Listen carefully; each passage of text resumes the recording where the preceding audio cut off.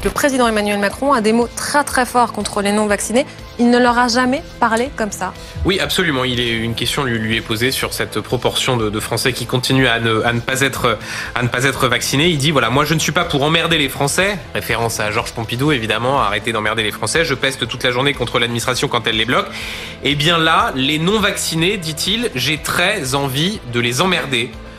Voilà le chef de l'État. Et donc on va continuer de le faire jusqu'au bout. C'est ça la stratégie. Donc des mots très forts, j'ai très envie de les emmerder. Emmanuel Macron affirme qu'il veut emmerder les non-vaccinés jusqu'au bout, et il le dit devant des journalistes, ce n'est pas une parole capturée en off. Il ajoute qu'à ses yeux, les non-vaccinés ne sont plus vraiment des citoyens. Je sais pas si on mesure la gravité du propos. Macron assume le fait de faire d'une partie de la population un bouc émissaire officiel. Il assume d'exclure ces gens de la communauté nationale, symboliquement et concrètement. Macron qui n'a jamais voulu aller jusque-là, même au sujet des terroristes islamistes, parce que ça lui provoquait un inconfort philosophique. Quelques mots prononcés devant la Fondation France-Israël. Débat du jour, la déchéance de nationalité. J'ai, à titre personnel, un inconfort philosophique avec la place que ce débat a pris. Je pense qu'on ne traite pas le mal en l'expulsant de la communauté nationale. Macron qui rappelle la nécessité de ne pas diviser après chaque attentat, n'hésite pas ici à pointer du doigt tous ceux qui n'ont pas ou n'auront pas le nombre de doses de vaccins suffisant dans les semaines et les mois à venir. Depuis le plus haut sommet de l'État, des millions de Français sont littéralement jetés en pâture à la vindicte populaire, et cette position complètement dingue est très tranquillement défendue par les lieutenants de l'exécutif. Vous avez raison, mais moi ma responsabilité, et d'ailleurs j'ai toujours une curiosité quand il y a un article de presse, c'est que je ne me contente pas d'un tweet, je lis l'article de presse. Mais je vais répondre concrètement à votre question.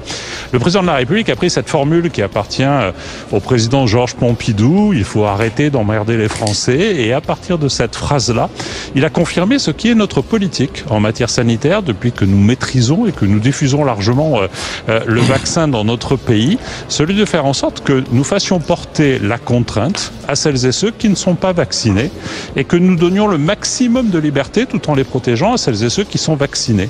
Et donc c'est en cela qu'il dit quelque chose d'extrêmement clair qui est aujourd'hui, il n'est pas question de laisser porter un risque sur les 90% de Français qui sont rentrés dans le process vaccinal, qui se sont fait vacciner, parce que 10% de personnes ont décidé, au fond, de refuser cette liberté collective. Punir des gens parce qu'ils refusent une liberté, comme c'est intéressant. Le principe d'une liberté, c'est pourtant précisément de pouvoir la refuser, sinon ça s'appelle une obligation, pas une liberté.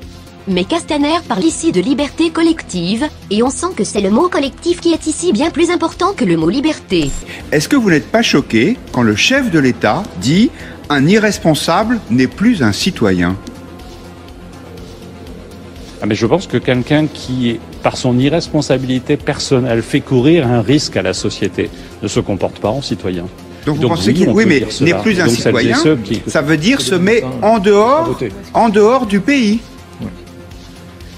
Mais oui, parce que justement, le pays, c'est un collectif. C'est pas un cumul d'individualités qui doivent seulement s'exprimer et qui doivent revendiquer leur liberté personnelle pour opposer cette liberté personnelle à celle de tout un collectif, la France.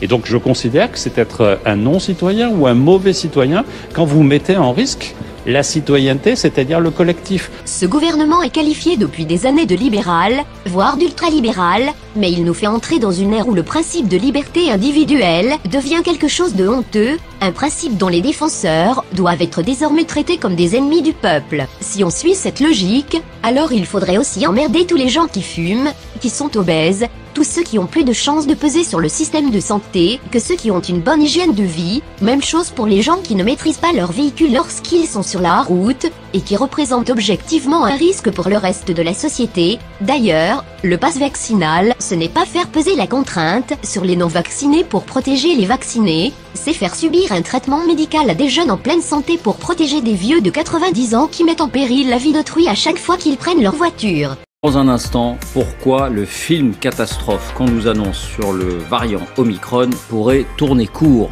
Ce sera un moment important parce que depuis le départ et surtout depuis quelques jours, ce que vous entendez sur le variant Omicron, partout dans les médias, chez beaucoup de médecins, c'est ça, c'est la catastrophe, le raz-de-marée, l'apocalypse, le mur, la falaise. Et quand on objecte que ce qui importe, ce sont les cas graves, c'est notre santé publique. Les cas graves, les décès, et que pour l'instant, on ne voit rien, on nous a toujours dit, il faut attendre, il faut attendre. Alors, il fallait attendre 15 jours au départ, la mi-décembre, puis il fallait attendre Noël.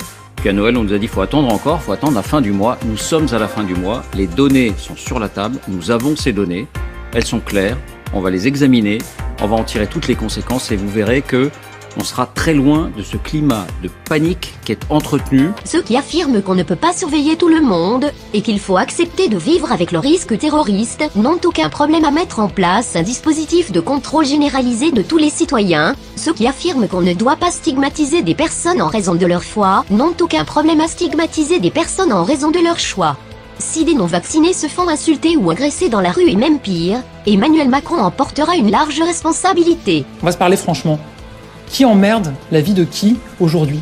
Ce sont ceux qui s'opposent au vaccin. Les propos du président de la République me semblent très en deçà de la colère d'une très grande majorité des Français face à ce choix qui est fait de s'opposer au vaccin. Macron et son équipe se permettent des choses avec certaines catégories de la population qu'ils ne se permettraient jamais avec d'autres catégories, si vous voyez ce que je veux dire.